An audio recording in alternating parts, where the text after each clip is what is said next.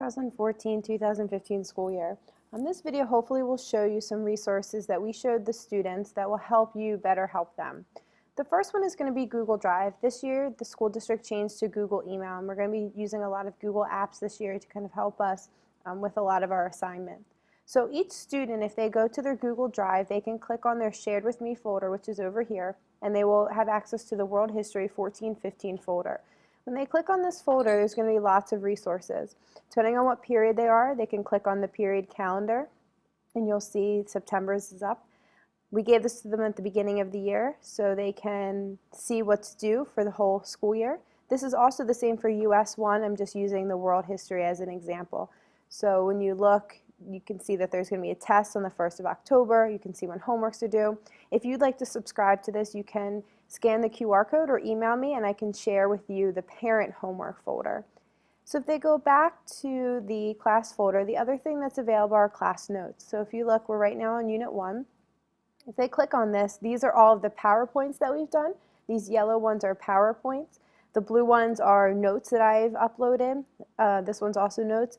The red ones are videos, and what I do, and I'm trying to do this year, is I will be videoing my lectures after class so that if students are absent or if they're not really sure about the lecture and they want to listen to it again, they'll have the chance to listen to it by just clicking on one of these little video icons. Again, it's something I'm trying new this year, so we'll see where it goes. So this is the Google Drive. They all have access to it. And you can have access to a parent folder that will give you access to the homework calendars. You just have to know what period your student is in. The other Google app that we're going to be using is Google Classroom. So this is what the student home page would look like.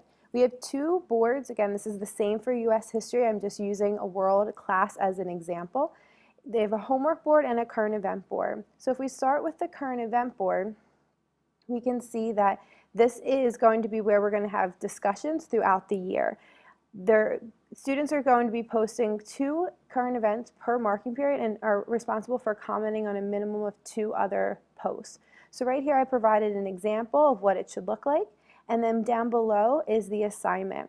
I would suggest asking your students to log on and go over this assignment with them. They're going to be doing this throughout the year, so we can have them having an outside discussion on current events so we can hopefully bring that current event into the classroom. The other board is the homework board, so students can access their home page by clicking on the 3 little lines, and they can switch to the homework board. We will not be handing out assignments for the most part, and we will not be collecting them for the most part. Everything will be found and submitted on and via Google Classroom. This is the case for most students. Some students have talked to us and told us that this might not be working for them, so we've kind of made modifications, but for the most part all students will be submitting and getting homework off of Google Classroom. So the first assignment that we did, I'm going to show you how the students access it and how they submit it, so this will help you better help them. They can click right on 20.4 and this will take them right to the assignment. A couple cool things about Google Docs. If they have a question, they can just type right here, Ms. Palmcats, I don't understand number 4, and then this is a dialogue that happens right between the 2 of us, and I can answer back, hopefully in enough time for them to complete the assignment. But this at least gives me the opportunity to see if they're having questions or comments between the assigned date and the due date. So what they're going to do is they're going to click on the assignment. It's going to open it up in a Google Doc.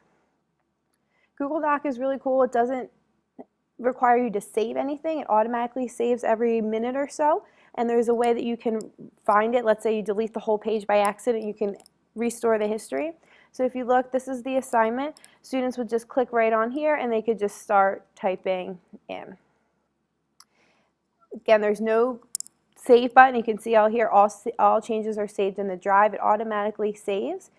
Again, let's say students delete everything by accident. If they go to see revision history, they can see the last time it's saved, and then all they have to do is click on it and hit restore this version, and it takes you back to before I even made the typing here.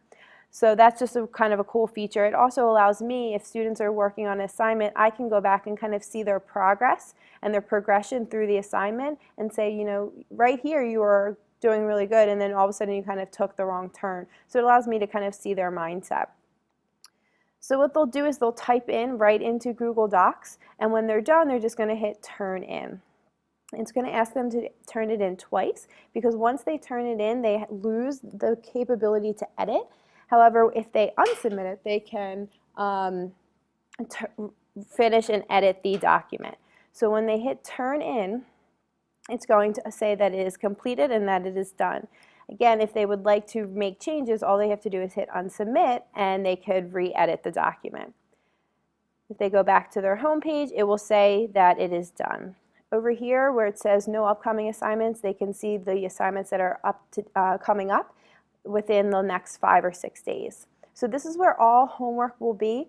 Right here I posted the homework rubric so students can click on that to see what they're going to be graded on throughout the year for homework, and you can see a couple of the assignments that we've done so far.